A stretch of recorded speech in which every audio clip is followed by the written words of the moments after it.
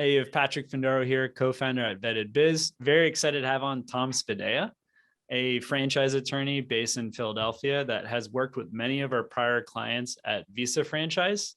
So yeah, Tom and I were at the happy hour kickoff at the Franchise Brokers Association event, and we thought it was about time to have Tom on again. It was maybe 4 years ago we did a little webinar for our Visa franchise clients, and now that we've brought in to be more focused on American investors, there's a lot of important things you need to look at before signing a franchise agreement from a legal standpoint, et cetera. So just wanted to have Tom on to kind of talk everything that a franchisee needs to know before they sign that franchise agreement. So Fantastic. Tom, thanks for joining. Thank you. Thanks for having me. I mean, it's as it gets colder up here in Philadelphia, it was nice being able to stand outside. Although it was actually a cold day there for the people who were there. Well, we have plenty of offices here in South Beach if you ever want to get away. That's right. For a long weekend and work on Monday or Tuesday. You know. My youngest is finishing high school this year, so we may not be that far away from that. Cool. Look, I love talking about this topic. I mean, whether it's in person here on the opportunity through video. I mean, franchising is wonderful. It's been wonderful to me. It's been wonderful to a lot of people, and I think my background. I actually started in this business doing franchise brokerage and franchise sales. So I've had the law firm for 10 years now. We're 14 attorneys. We represent a few hundred brands and, a few hundred franchisees every year, kind of cycle through with helping them get into franchising. But so my baseline, I come from an entrepreneurial family. I was a finance major. I love the strategy and thought and business, reading about it and just trying to really understand the nature of it. And I think it's no accident that franchising has exploded like it has, because it's found that nice niche of structure and support, but yet a certain amount of autonomy, but not so much autonomy that people get themselves in trouble, right? You end up losing more weight and healthier when you actually show up with your personal trainer. Not that I want to talk about COVID-19, we can do a whole nother conversation on that, but do what I say, not what I do. But the reality is, franchising is a big piece of that. And from a legal standpoint, I think before you even get into the weeds, if you're looking at this and you're considering investing and buying in a franchise, I would actually challenge that first word. You're not really buying it in the traditional sense of buying a business. You're really buying a business model and a platform, and you're renting the business. And, for some people, that might turn them off, but you have to just drill into it and think, look, if you're a franchisor and you're going to create this big system, you're going to do that, you're taking a much higher risk. A lot less of those folks are successful, but they have a much greater return. Basic supply and demand, basic economic laws are really at play here. If you're a franchisee, you've reduced the risk because you're in it with others. You have this ecosystem, you have a structure, you have experience.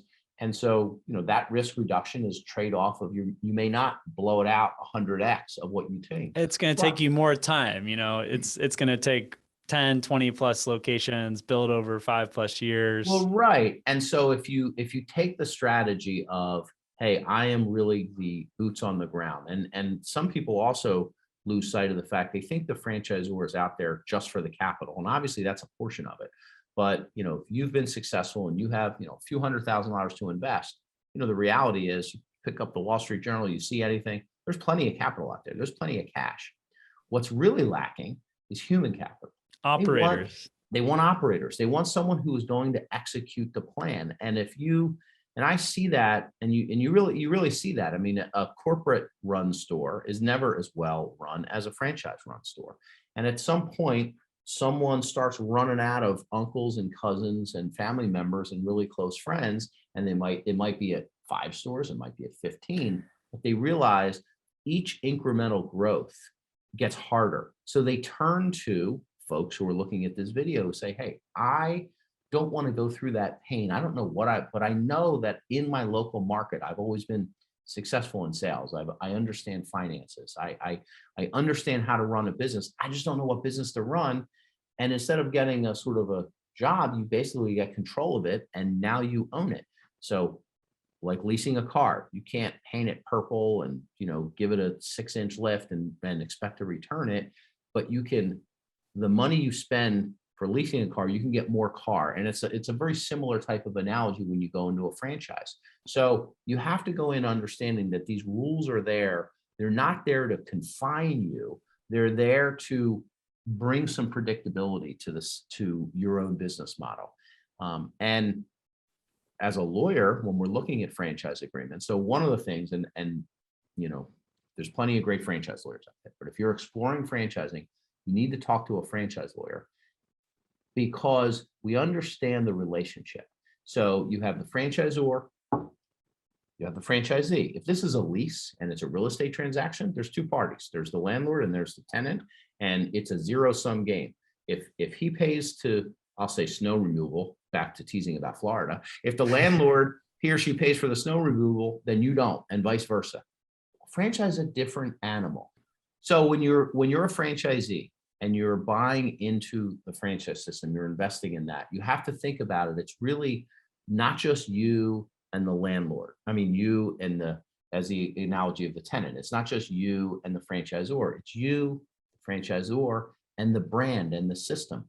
In fact, I tell people, and this sounds counterintuitive, if I'm legally hired to represent a franchisee, I tell a franchisee, beware of the franchisor that changes too much, because that doesn't help you. If someone down the road is not, you laugh at that, right? Because you think, no, it makes a lot of sense. If And someone down the people road is not upholding brand standards, if the franchisor was so desperate to make a deal in a sale that they gave away the store, that's going to impact you, especially in today's world of well, Google there's like, reviews. I don't know if you saw this. I'm sure your kids know it. Mr. Beast Burger. This guy has like a crazy big YouTube channel where basically anyone with a kitchen restaurant can sell hamburgers on Uber.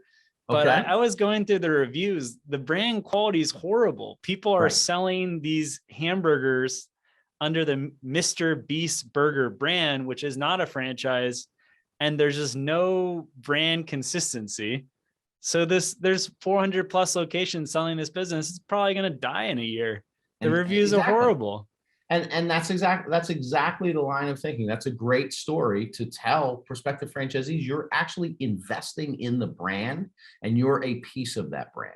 So a strict franchising, now there are some things you can change. There are some risk mitigation. You gotta, as lawyers, we think of, what if the disaster happens and what if the home run happens? Because, everybody's thinking in the middle band. Yeah. Yeah. Plan.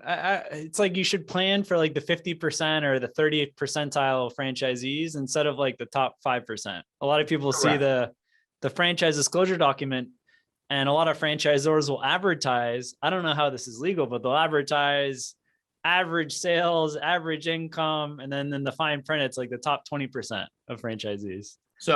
So it's funny, really give you a behind the scenes look at how we put together some of these FDDs, and it's all, you disclose it. So when you say that top 20%, you disclose in a chart, and it's item 19. Now, first of all, that is not the most important number in an FDD in terms of so those of you who are new to this, if you're a franchisor, you have to give prospective franchisees the franchise disclosure document, which spells out 23 items about the management team, the cost, and all these things. And in there is your franchise agreement.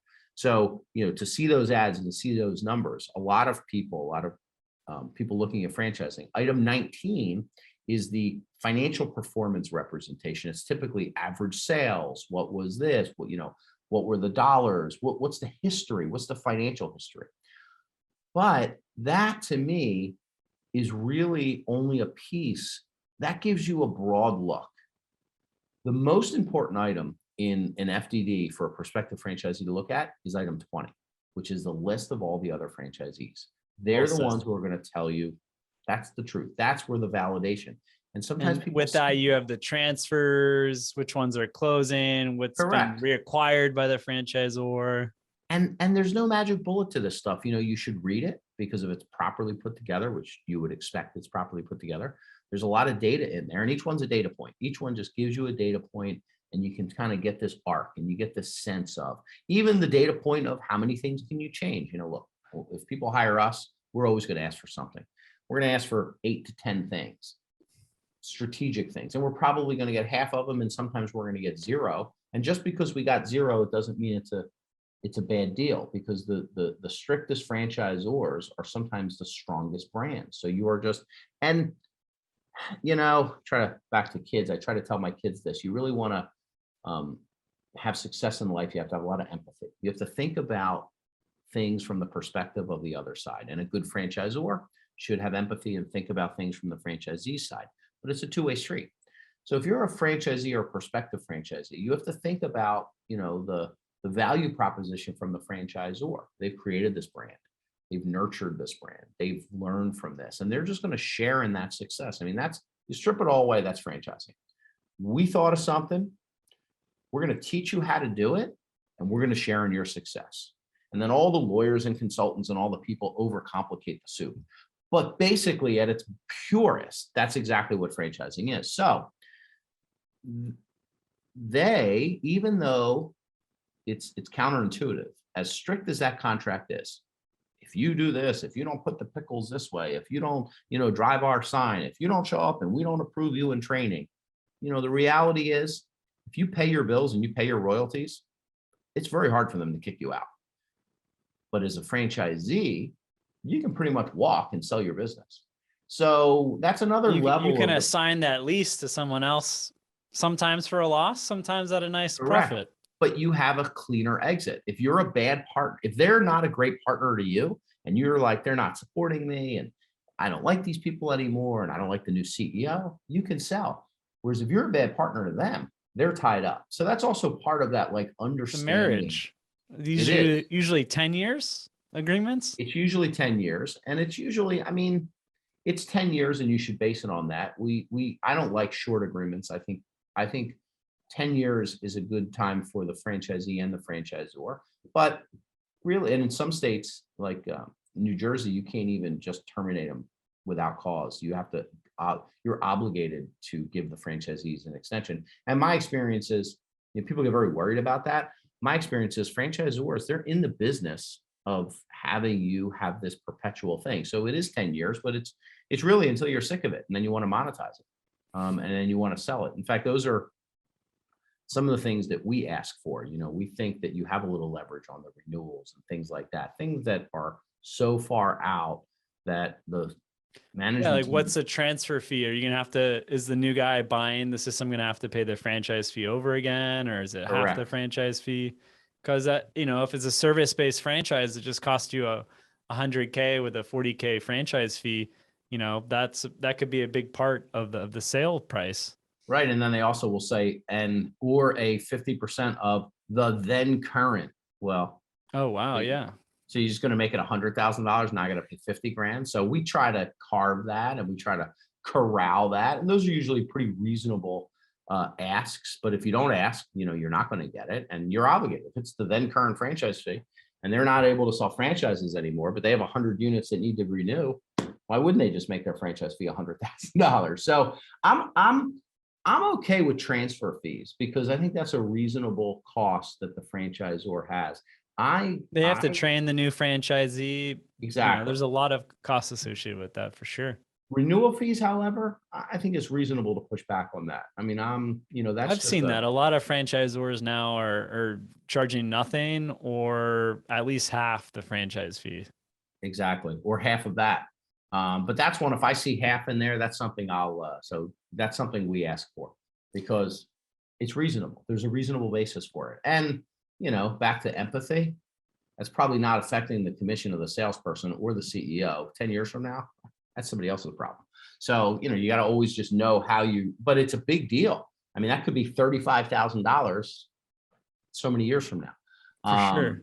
And I think your firm's helped with a few of our clients where, especially when they're coming from abroad and they're not opening up the business right away, to not have that minimum royalty kick in where they're paying $2,000 a month, but the business hasn't really even opened. They're not taking customers in. Yeah. And then sometimes, you try to, exactly. And that's normally something that franchisors won't negotiate. But if you can make the case that this is a special case, you have someone coming in, it may take everything we've dealt with in the last couple of years. There may be a 1-year delay that we don't foresee. It's, we shouldn't be getting that. And, back to that minimum royalty, you want to go back to item 20, you want to understand a franchisor, ask the franchisees how their franchisor was during the last couple of years, during the pandemic. For a lot of our clients, they were hurting, but they worked with them on the minimum royalty. They deferred a lot of stuff. They went down. And I think that is, franchising's hot again and deals are happening, but I think those who treated their franchisees well are in a better position. How did they do during a crisis? Whether Exactly. it's this pandemic or the financial crisis, how was the founder, the president, did they downgrade their personal lifestyle at the benefit of the franchisees, or did they, keep everything the same just so their lifestyle could maintain? 100%. And not just the global crisis, but an internal crisis. How do they come together? Do the franchisees feel really part of a team, or do they feel that the franchisor is at odds with them and something to be put up with? And those are the kind of things that, at some level of contract will tell you, because you can get like a flavor of it, but it's really the ecosystem and the culture of and the leadership. What's that leadership like? Do they really care? Because, franchisors are compensated on the top line. So sometimes you'll get franchisors that have this incentive to just drive sales at the expense of profitability. And so I like to hear franchisors saying, they talk about profits. They have, back to these onerous rules. I want the franchisor to be able to look in my QuickBooks and have it all stitched together and put out reports, because I'm a competitive person. So if I knew that I wasn't at the top of the mat, I'd be upset and I'd say, hey, I want to get towards the top here. So I want to know what is the occupancy cost of my peer group? What is their labor cost? Where do I fit within this? And why is that person's an outlier? They're doing great. I want to go have a cup of coffee with this guy and say, hey, how are you doing it? What are you doing differently than I am? And that's really that's a huge intangible benefit of franchising, is that you have this peer group. It's these little experiments. We're all in the same business. We're scattered around the country. We're not competing with one another, but we can learn with one another. And all of those improvements start to incrementally drive a system better. And probably if you're having that transparency of the data and sharing beyond just like stories that franchisees are telling each other about getting business. I mean, you could see someone in a food business having their labor costs at 21%, where the average is 28. And it's like, what's that guy doing that it's right 21% when really bringing down his cost of goods sold? And so I think it's other factors. I think it's a fair question for franchisees to ask, basics, is there a standard chart of accounts that all franchisees adhere to? That's a good question. That's a good tell. And franchising is getting more professionalized. There is more investment in that. So, you want to make sure that you're getting into a system that is going to give you what you expect it to give you. And it starts with those basic, you want to be part of a well-run franchisor. You don't want to be, if you think you're going to go there and change it, you shouldn't buy that franchise, because you're not, and you're going to be frustrated, and they're going to be frustrated with you. My best advice to if you want to be successful in franchising and you want to be a successful franchisee, my brother was buying a franchise. I would say, if the franchisor tells you to do this 10 times a week, do it 20. Yeah. They tell you to do this, double it. They're the most successful franchisees. Head down, execute, rinse, repeat, rinse, You see repeat. a lot of veterans that do really well in franchising, and it's no coincidence. Exactly. They're used to managing a lot of people and executing the mission. I agree. We have a couple of veteran brands that are like primarily veteran run, and absolutely. Now the flip side to sometimes veterans and sometimes people coming out of big corporate America, because you get a corporate guy who might say, hey, I'm pretty good. I can follow things on a tool. But the problem is there's a little bit of a blend of autonomy and being in your own business, which I always felt that professional sports guys would be great franchisees. Hey, follow a team, part of a team, execute. But there's some basic business knowledge that they lack, and that trips them up. And sometimes that trips up veterans. But the good franchises that focus on that say, look, we'll teach you about small business. We'll teach you about the accounting and all that, but you take your leadership and all of that. And as ironic as it is, sometimes people who come from really large businesses struggle in franchising because they never saw the piece of it. They were part of 1/10 of 1%. And yeah, They ran a 20 million or a $50 million How division. about like hiring and firing? As an entrepreneur, you can fire someone for, in most states, I believe, for any reason, and they're out the next day. Correct. Try to fire, someone in the military or at a big corporation. You need to get 3 approvals. That's a great one. I didn't think of it. You're totally right. And that's being an entrepreneur. If you have 6 people in your company and you have one that's toxic, you got to get rid of them. And it's no fun firing. So how do you cultivate the talent? And, if you're high level executive or, high up in the military, you're not probably as focused on cultivating those entry level people to rise up and stay in your organization. And you're not responsible for it. You're not responsible for recruiting. And now, because you could be moving to another position and you don't mind, he's stuck in that role and you're off to something else. Exactly. So that's so that you have to think about, you're making a double decision as a franchisee. You're making a decision to be a small business owner, which means if the trash guy doesn't show up, you're taking out the trash. If your bathroom janitor staff doesn't show up, you better have clean toilets. If you're a restaurant, you got to check your ego at the door. Like, my brother, Jack, he worked at Restaurant Brands International, and he worked at Burger King in right in South Beach. And part of the training program to see what it's like to, be a 100%. franchisee, understand the operations, and you're working behind the counter. Correct. And dealing with when I visited him once, there was a guy, like a half naked guy coming in, and he had to kick him out. And that's great experience.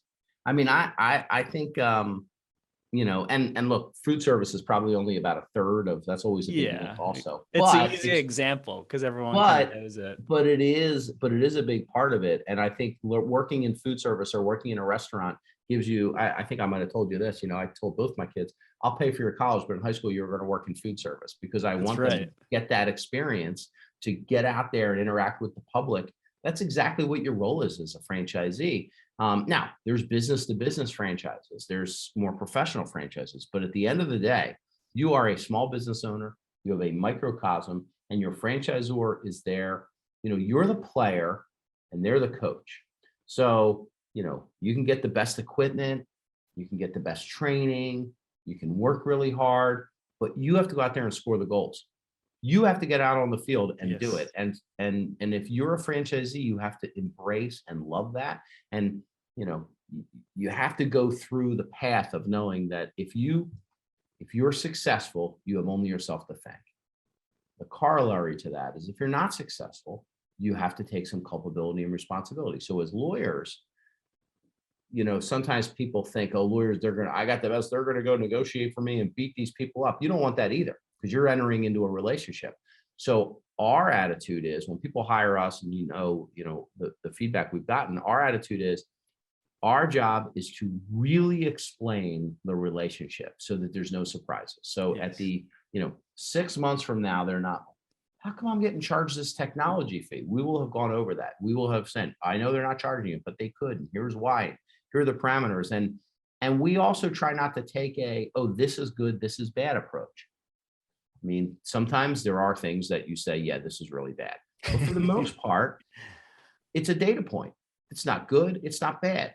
People, wow, should I get the insurance? Should I get this? I don't know. I mean, when you bought your iPhone, did you buy insurance? There's no right or wrong answer for that. If you're really, what's your risk tolerance? What's your circumstance? And we can't answer that. All we can do is explain it to them well. You give them the data and they make the decision. And the franchisor also can't do that. The consultants can't do that. Their accountant can't do that. Their spouse will probably do it, but everybody else will have to really just tell you and dial you in to say, here's a data point. You have to make the decision. It's their decision. At the end of the day, if it's a bust, you don't want to, it's your fault that you invested in that business. And so I always think you had advisors helping you communicate the findings, but it falls on you as the franchisee. 100%. And it's a culture fit. They need to be thinking about, do I personally identify with the high performers in this system? And I think that is a better tell. We were talking about item 19 and about the financials. I think one mistake prospective franchisees make is they get too buried in the weeds. I mean, you mentioned it. You see this ad and they're like, oh, that's the average of the top 20%. So first of all, everybody thinks of themselves in the top 20%. So Sure. franchisors You want to say, aspire to the top 1%, but correct. are you going to get there? It's a logical impossibility, because at the end, if 100 people do it, 20 of them are going to be in the Also, top it's 20%. time. We've looked at like a property management franchise, bookkeeping franchise. The top 10% have been open for 5 to 15 years. Right. You can't even play at that game for 5 years. And you don't know ultimately.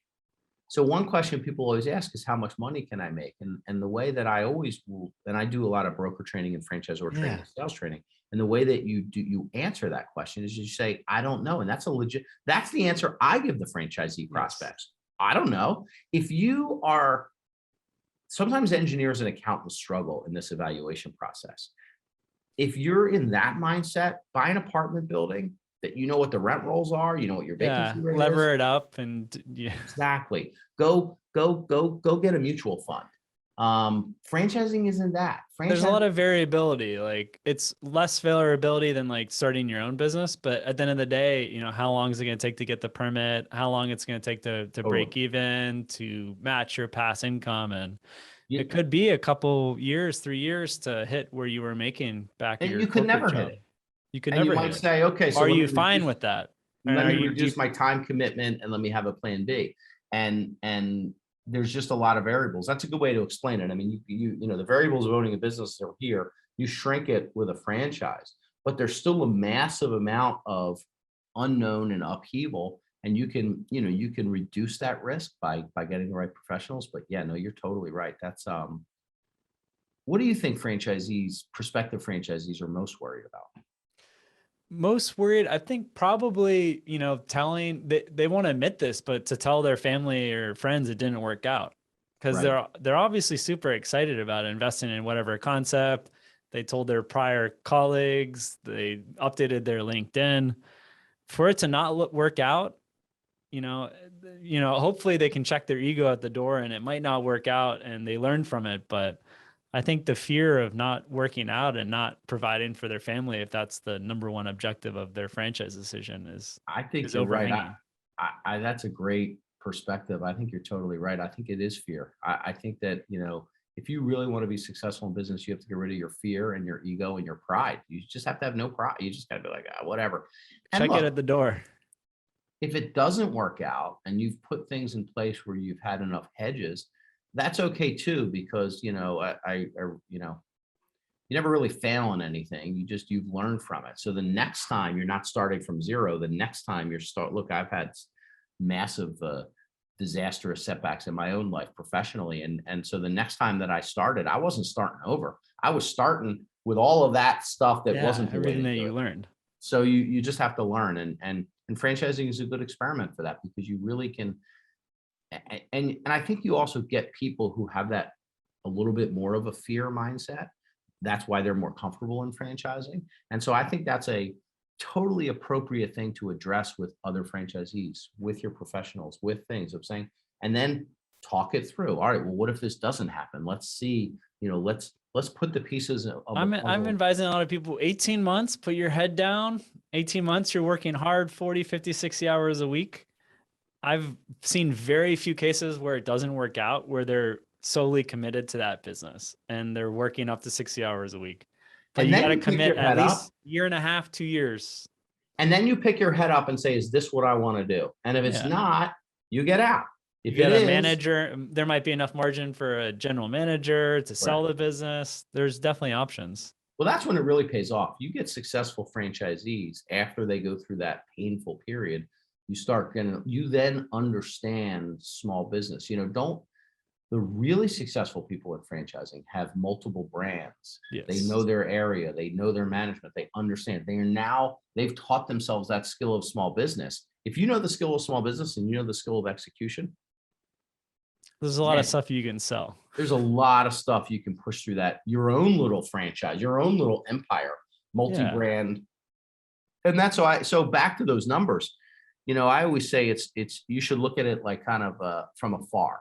It's like one of those those Monet paintings where it's all just sort of fuzzy. don't, it's a forest. It kind of looks like a pond with a bridge. So I know that's where I want to be, but I don't have all those details. I don't know exactly what kind of trees they are. And that's how you should treat the financials. I look at item 19. I could be at any end of the spectrum, but I know that this is a business that can generate 7 figures in revenue. It's not a home out of my bus. They have average 7 employees. This is a business I could see myself in. And that's how that should be really the way you think about the numbers, because you can talk yourself into anything. For sure. And one of your biggest And you enemies get confirmation bias or the opposite. 100%. And you're your own enemy. I can go, if I just change this cell from 14% to 16%, hey, it looks like a lot better of an investor. That's not how the real world works. Yeah. I mean, you can get as much into the financial engineering, but the more time you spend on that, I mean. And know that the franchisors know that, and maybe the unscrupulous ones play on that. And so you have to be above that fray. They're there. Everybody has a role to play. They're there to sell you that franchise. They're there to recruit you into that. So you just have to know that going in, you need these data points, and you need to talk to the other franchisees and say, is this a sustainable business? Are there barriers to entry to other people coming into this business? I mean, there's a lot of fitness brands that anyone could just open up tomorrow. The brand equity's out there. You're Correct. paying for a brand that started 3 years ago. And maybe they have the software. Maybe they have the brand. Maybe they have the training. Maybe they have the passion. Maybe they give you leads. And I've seen a lot. You probably have seen a lot of changes in the franchisor-franchisee relationship, but some recent trends, especially talking to a lot of the franchisors at the conference we were at a couple weeks back, is franchisors, it's like divide and conquer. Franchisor, marketing, getting the lead, booking the appointment. Right. Franchisee, delivering the customer service, operation, hiring, firing. Where has that been? Is this a new thing, or am I just digging in more to these? I think it's more and more, because I think it's the technology the job of the franchisor is to create the brand, is to create the parameters and the brand experience. And the job of the franchisee is to deliver the brand experience. And I think the setting of appointments, it's all about scale. So if I have, 20 people, is it better for me to do a call center and pass that cost around? And it becomes, I think successful small businesses have a strong barrier to entry to their other competitors. So if you have scale and you get more national, you then have more resources that you pool together. And then what that does is it makes you a much stronger competitor than the nice moat. Exactly. And that's a good question to ask. And that it doesn't have to be 20 or 200. You could have that kind of moat mindset, but is that where the brand is headed? It's not so easy to duplicate, both on the traditional sense, logo, brand promise, what people think. But I think it's less about that in today's world, quite frankly.